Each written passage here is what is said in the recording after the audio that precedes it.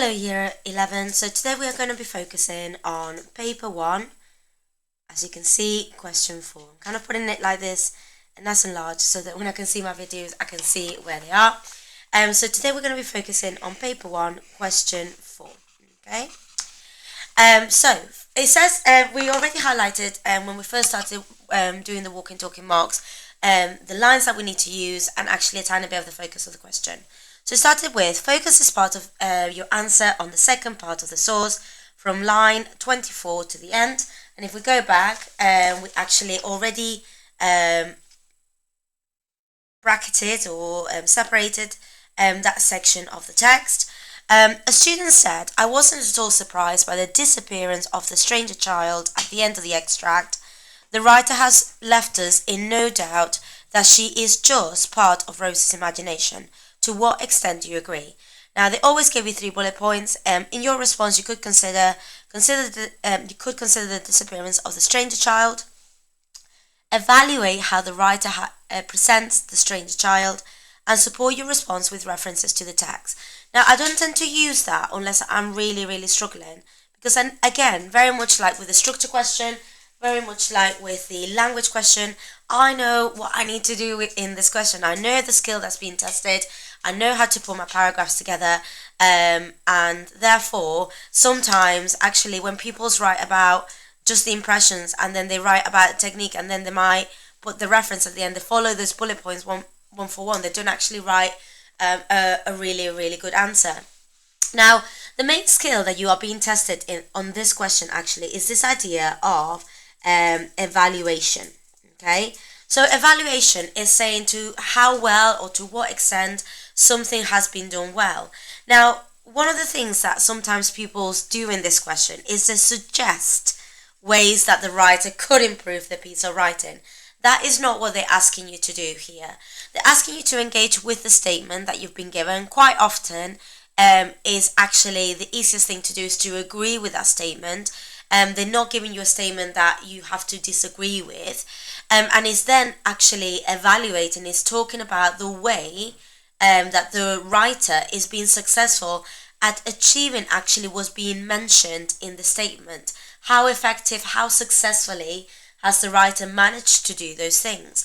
So 2 adverbs that I like to use a lot in this answer are effectively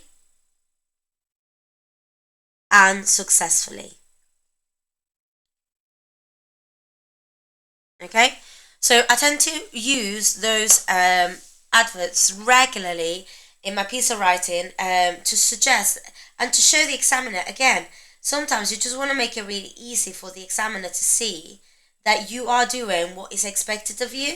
So by me using effectively and successfully, I'm suggesting to the examiner that I'm evaluating. Now, the structure that I like to follow for this question is I follow a bit like what I called a seal paragraph. Now, I use seal paragraph because it follows the marking criteria, the mark scheme, and what that is I need to engage with the statement. That is really important. That I'm answering whatever the statement is saying. I need to evaluate. Now, when I'm evaluating, I want to make sure that I am explaining my idea, why I think what I think. And that I always put evaluate, explain. I put evidence. Of course, you need evidence. And sometimes with this question, it's about having a range of evidence as well to support your idea. I find this question is almost like a literature answer. It is a bit different to the other kinds of questions. Then I've got analysis. Now, I could analyze language or structure for this question. I might even want to analyze, only if it's very obvious, the genre of the source. Now, with this source, I think we have got something that is a bit gothic. So you could analyze the cliches or the tropes of gothic literature in building that suspense, and actually why as a reader you're not surprised at all that the stranger child disappears, that actually the writer is giving you loads of hints. So there is an opportunity to maybe talk about the genre. And then I like to bring it back to ensuring that I'm bringing it back to the statement. Okay? So in effect, actually, there is loads that I could write about just by actually selecting a range of quotes and zooming in into the language used in those quotes, and actually using words like effectively and successfully to show my evaluation.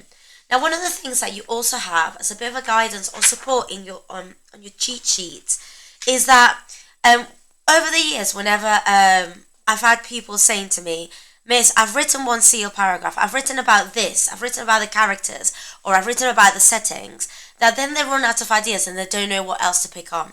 So one of the things that you might want to be looking for is, for example, if you've evaluated by looking at the characterization, so in particular focusing on how characters are presented and the way that characters behave and how that helps you answer the statement, and then you've run out of ideas, maybe the next thing that you want to do is maybe look at ideas that are being presented in the text, or themes that are presented in the text, or maybe the event. So if you talked about the character, what is happening in the text that makes you agree with the statement, or you might want to evaluate the use of setting in helping you answer the statement.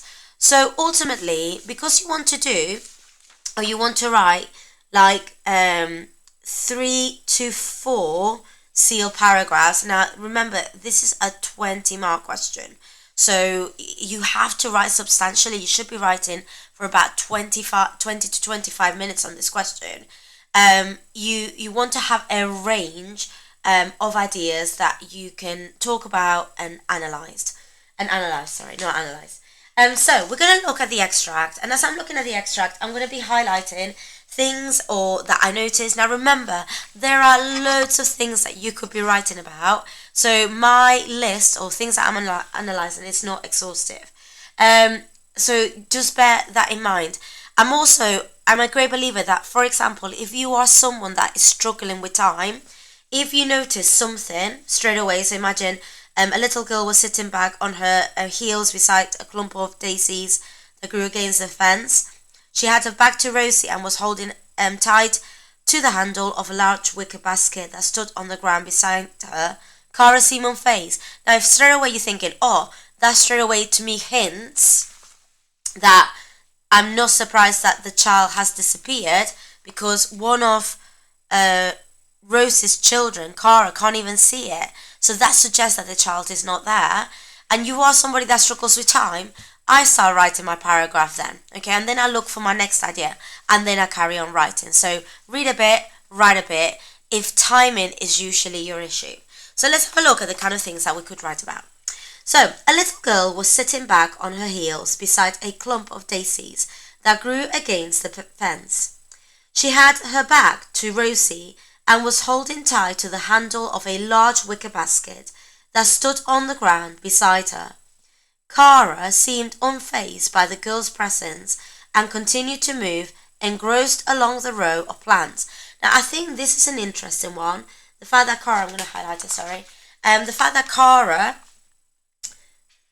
seemed unfazed by the girl's presence and continues to move, engrossed along the row of plants. This is the first hint that we get. That the girl is not real.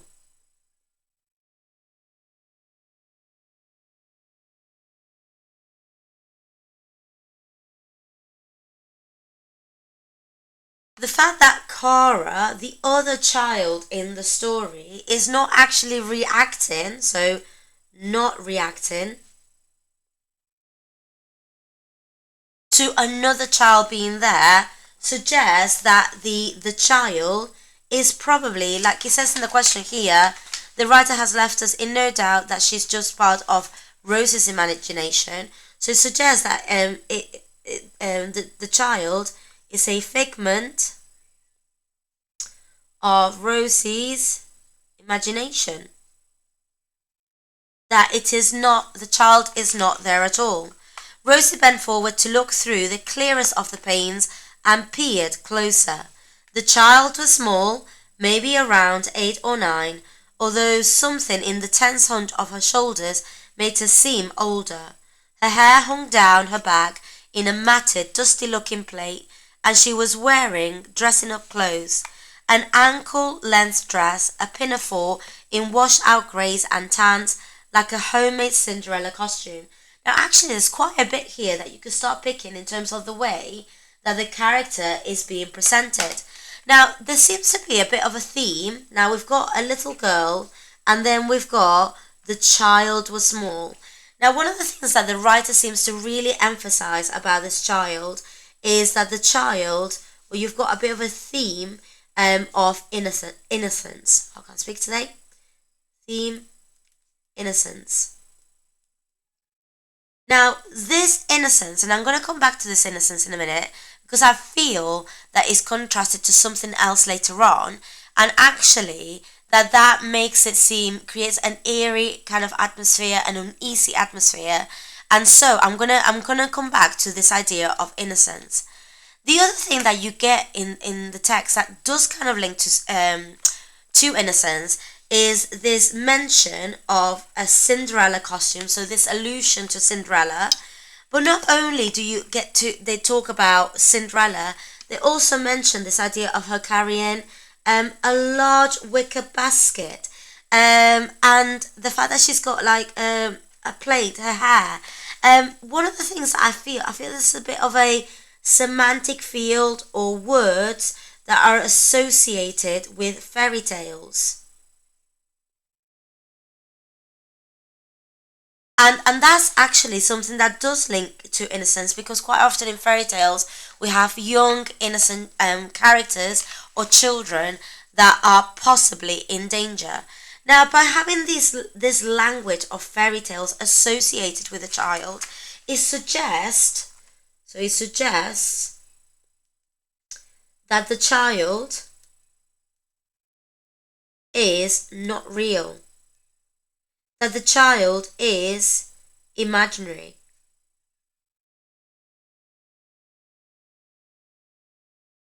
Now, the other thing that I noticed in that paragraph that I thought was really interesting is actually the use of colour. So, one of the things that the writer talks about is actually the way that she's got dusty. So, if you think about the colour dusty, it's like a soft kind of brown, like a greyish colour. Then you've got the fact that her clothes are of greys and tans, again a brownish greyish colour. And I thought that that was an interesting choice of colour, because again I think it contrasts with this idea of a child, something that's lively and vivid, but instead these colours are quite dull, and therefore it suggests something that is kind of like lifeless and spiritless. And it kind of makes me think a bit like, when you look at an old fashioned picture and it's black and white, or you've got that sepia kind of colour, it makes me think of that actually here in terms of this child being described in these colours. So almost like she's disappearing, or she doesn't stand out, she's not colourful in any way, shape, or form, because ultimately she's not alive.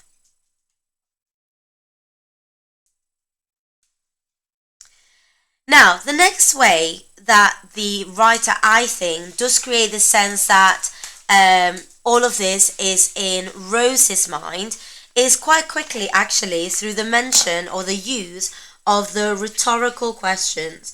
Where on earth had she come from?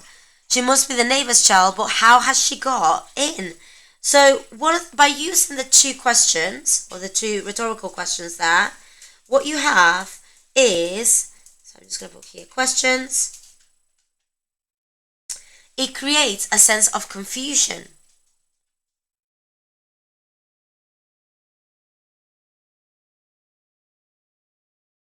And I think this is where it adds to this, actually, by having these questions, it adds to that psychological kind of mental aspect of the text. where we are delving, or the writer is delving into Rose's mind.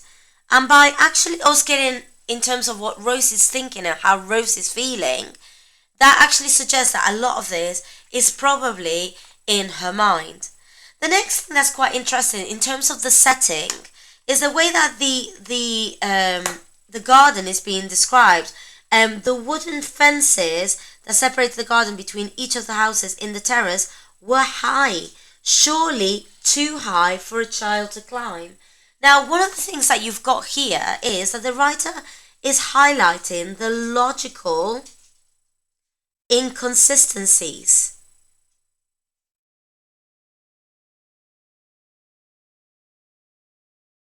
So, if the fences are too high, surely a child couldn't come in. And so, how did the child get in the first place? So, again, we've got this idea of something that couldn't have happened in the same way that Kara didn't seem faced by the child's presence. This, again, presents itself as being a tiny bit illogical. Now, the next bit that we have, and I thought this is the interesting bit, it says the child glanced over her shoulders, a quick, furtive movement. Now, this is where I would say that this is where you have this idea of creating a tiny bit of tension, because we have at the beginning of the bit of the extract, we have ideas of innocence, and then actually the description of the girl later on, the glance, the furtive movement, looking to see if she's been overlooked, creates tension because it suggests that this child is in danger, and actually is not happy in his childhood or in her childhood. She clearly is scared. And on top of that is the fact that she looked, it says scanning the upper windows, which suggests that may have been something else would have been up there. And that is important because actually we know that only Cara and her children, Rosie and her children have moved in this house. So who else could be in the house? And actually one of the things that it suggests is that maybe there's some kind of supernatural presence.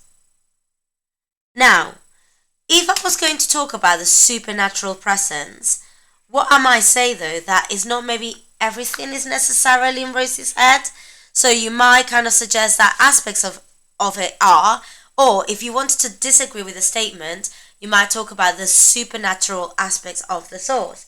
If you wanted to. I'm going to stick with agreeing with the statement. The next bit that I think is really interesting is the way that the child gets described, and I'm running out of space now. Is the way that the child gets described as, so first of all, you've got like these quick movements, and then it talks about her anxiety, but then you've got that simile, oh no, here it is, and that there was something animal-like in her movements, quick like the darting of a mouse or the flit of a sparrow, some small dun creature, and I look creature, I'm going to highlight creature, that moves fast to blend into the background. Now look at this, we've got that repetition of colour actually. Dun is another kind of brownish colour. It is not a lively colour, it's like a beigey, I think. But again, we've got actually the description of the girl as an animal. Now, by describing somebody like an animal, or using actually like a darting of a mouse, maybe you might say zoomorphism.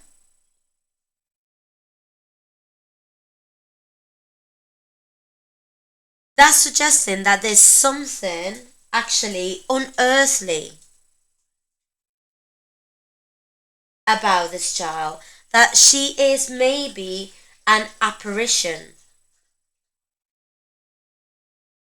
that she's not human, that there's something otherworldly about her. And actually, all of this creates, again, an eerie and mysterious kind of atmosphere. And in particular, I like the word darting as well, because darting kind of, you got the word furtive there, and then darting, it suggests this kind of quick, unnatural movements.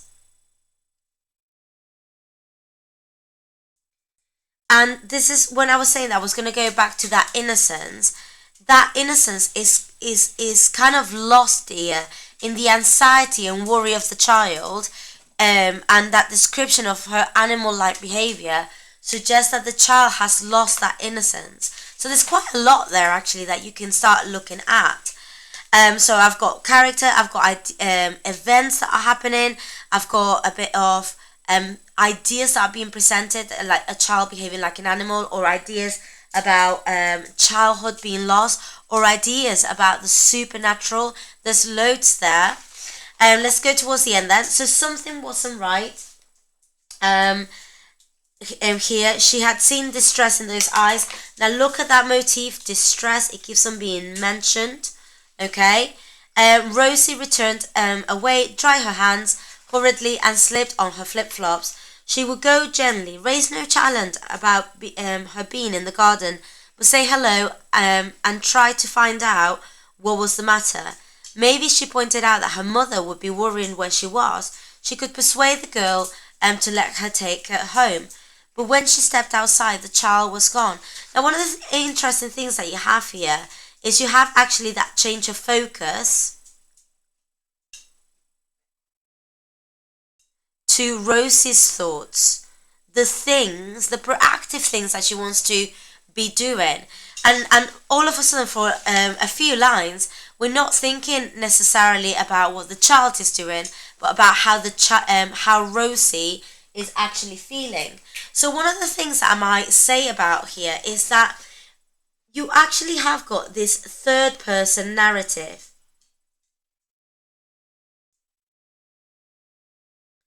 Now, what this third person narrative is doing is ultimately actually creating, like, is focusing on describing the child, but being told from Rose's perspective. So even though it is in the third person, it's a third person narrative, the whole story is being told through Rosie's perspective. Now, because it's being told through Rosie's perspective, what it does actually create is that maybe all of this is Rosie's experience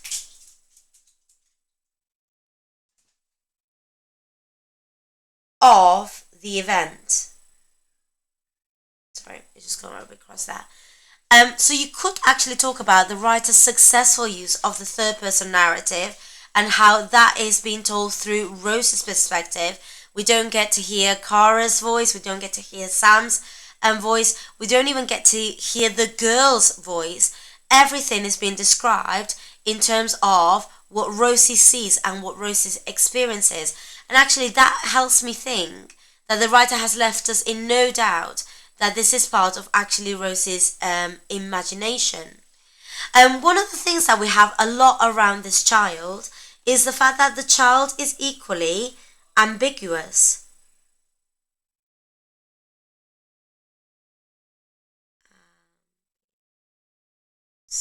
Okay? Now, by having that sense of ambiguity around the child, again, it suggests that they might not be not real, not part of this world.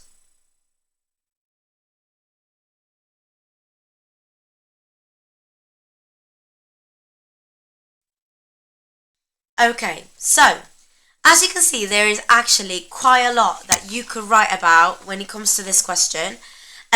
So what we're going to do now is we're going to pause and you are going to get a chance to write at least one paragraph. We're going to give you about 15 minutes, so then there's also time to go through a sample answer. Okay, so your teacher's going to pause the video now. Okay, so now when it comes to writing this answer, one of the things that I would do is I do kind of follow this idea of seal. And I might plan my answer because actually planning my answer will help me quite quickly write that answer together. And it's just like a little quick plan. I just put seal like this on my paper and then write, so I actually draw a tick. I'm going to agree with the statement. And I'm going to agree with the statement in particular that, which bit do I want to do? That we are left in no doubt that, yeah, that the child, so I'm going to say, child part of Rosie's imagination. That's what I'm going to agree with, okay? Now, I'm going to say that because I think the writer effectively, and I'm going to focus on the characterization actually of the stranger child. Like the writer effectively presents the child as something that is not part of this world. Now, I think there's a few ways, and I am actually, to get to that level 4, you want to like have a range of techniques and ideas. You don't want to just have actually one.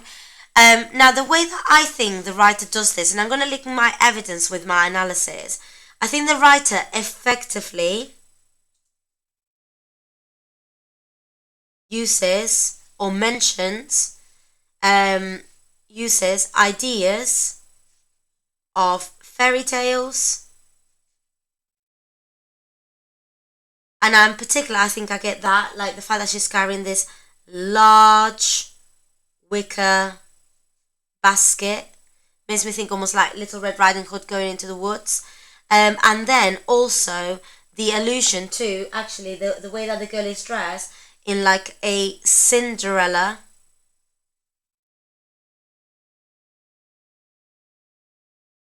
costume. Now, straight away, these two pieces of evidence, like my analysis will be, is because they actually create ideas of fairy tales. And when we think of fairy tales, they are not real. Okay? They're not real at all. And actually, like they are part of our imagination.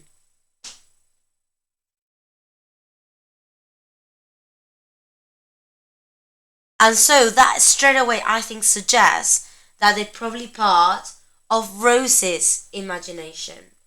The other thing that I want to say that suggests that the girl is not of this world, not only is this use of fairy tales, but actually also the use of zoomorphism. Now, if you're not sure about zoomorphism and you don't want to use zoomorphism, like you might just actually, it uses a simile. It says like the darting of a mouse. So you could actually talk about the use of the simile like the darting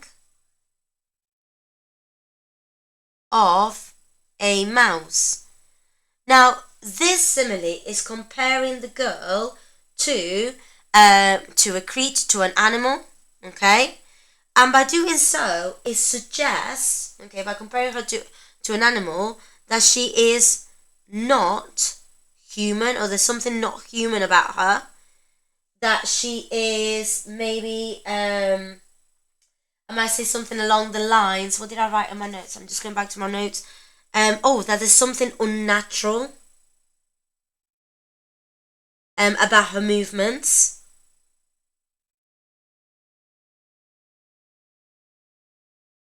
And I would say, actually, I do like the description of the word mouse because what I think it suggests is that she's not necessarily dangerous. We still have got that aspect of innocence around the child, but that clearly she is something that is a bit like an apparition.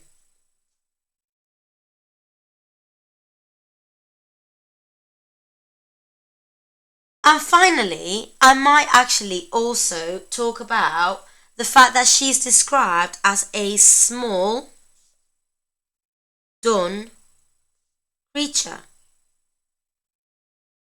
So in this one paragraph, I am going to use all of this evidence and analyze. Now, again, by describing her like a creature, the writer is further emphasizing that she is not human, that she is maybe like wild, that maybe here there's something eerie and unknown about the child in general. Okay, so this all of I wouldn't plan in this much detail again, but I wanted to show you the way that I'm thinking. And so when I start writing my answer, so I'm going to start writing my answer now. I'm only going to do one paragraph. It will go something like this. Okay, so I've got my ideas here, so I'm going to come backwards and forwards to those. There is so many things that you can write about here. So whenever I'm giving you a sample paragraph, you always need to think that you should be writing maybe 2 or 3 like these paragraphs in that depth and that detail, and that they should be quite different. If I'm focusing on kind of the characterization of the child, which I am here, the presentation of the stranger child, the character, then my next paragraph might be actually talking about the setting, and then my last paragraph might be talking about the themes in the story. So then I'm looking at a range of things. So I'm going to start my answer with, and let me get my cheat sheet so it might give me a bit of an idea. How do I start it? I agree with the statement, so I'm going to start that with that. So I agree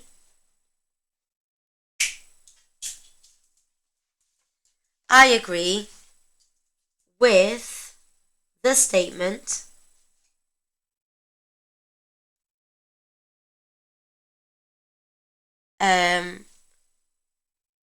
that the child. Now I could do the whole statement that the disappearance of the stranger child is. I'm not surprised by it, but I'm going to focus on this fact that the writer is leaving us in no doubt that she's just part of Rose's imagination. That's the bit that I want to argue and I want to evaluate at this point. I agree with the statement that the writer has left the reader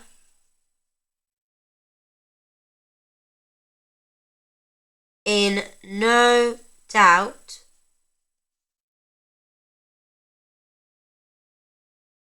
that the strange child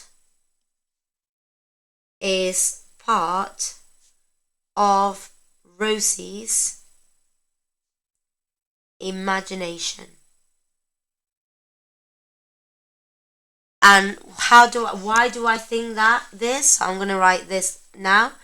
This is because, this is my evaluation, this is because the writer effectively, or let's put immediately, let me see, I want to say immediately, effectively. The writer effectively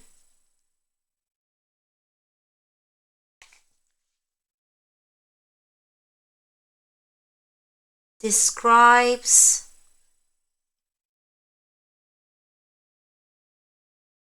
the child as something that is not of this world.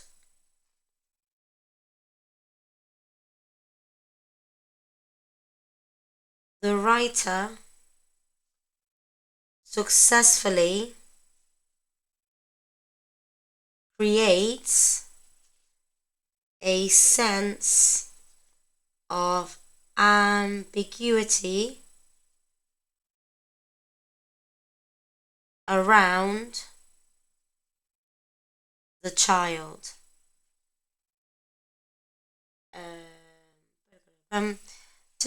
The writer successfully creates a sense of ambiguity around the child. as, so I want to say how then. The writer successfully creates a sense of ambiguity around the child through the way the child's, that's what I'm going to say, the child's appearance, said appearance, and movements are described. Okay, so I've got like a really developed answer towards the statement there, and I've got a bit of my evaluation in terms of thinking like what has the writer already done effectively.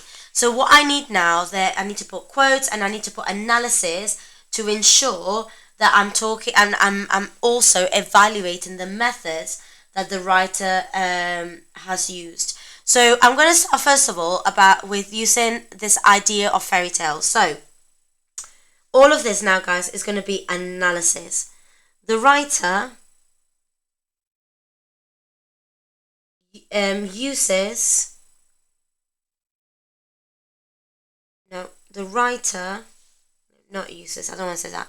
The writer associates the child with ideas of a fairy tale as the child, so we're going to put my evidence here, as the child carries a large wicker basket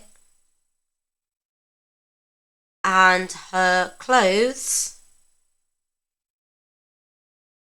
are described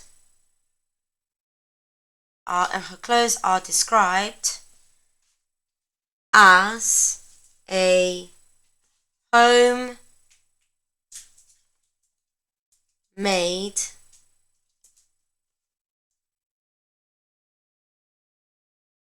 Cinderella costume. Okay, so the writer associates the child with ideas of a fairy tale as the child carries a large wicker basket and her clothes are described as a homemade Cinderella costume. Now I need to say, why does that then make me think that the child is imaginary? So this successfully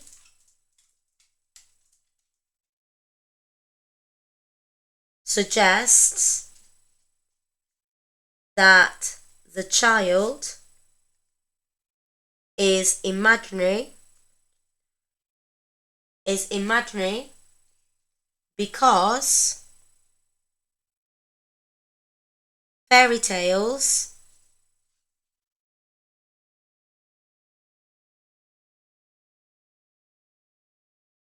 are fantasy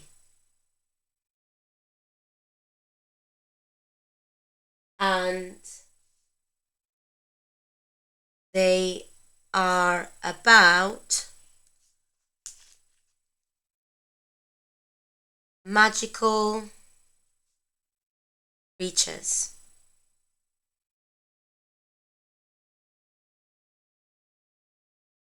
By the writer hinting at Cinderella,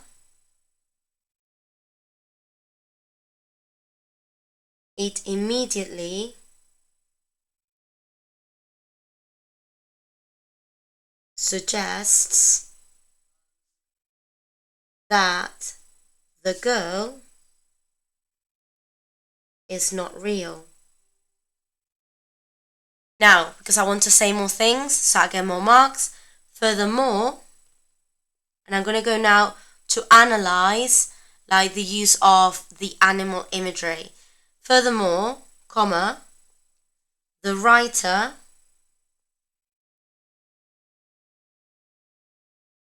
continues this idea of the girl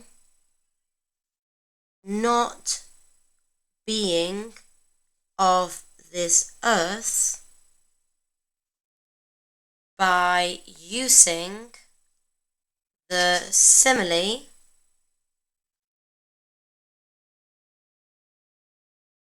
like a darting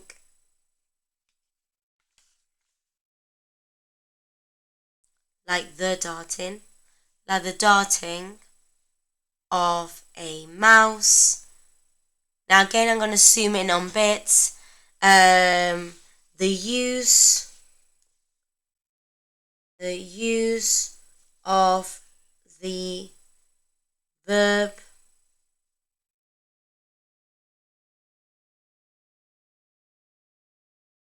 darting, well actually the darting, that's a noun. The use of the noun, because it's got the in front of it, the use of the noun darting suggests an unnatural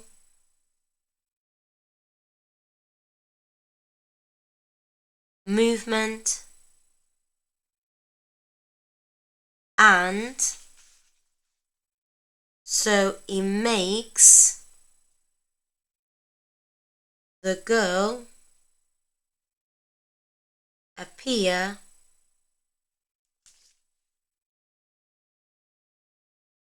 unpredictable.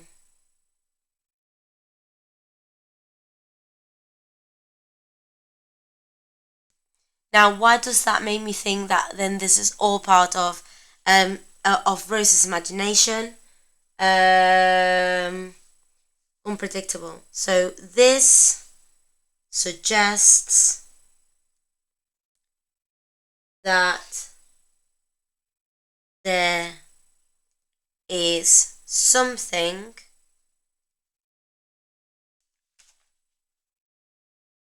unusual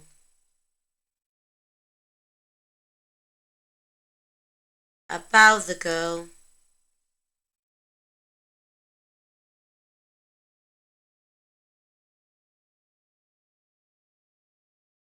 and that this is because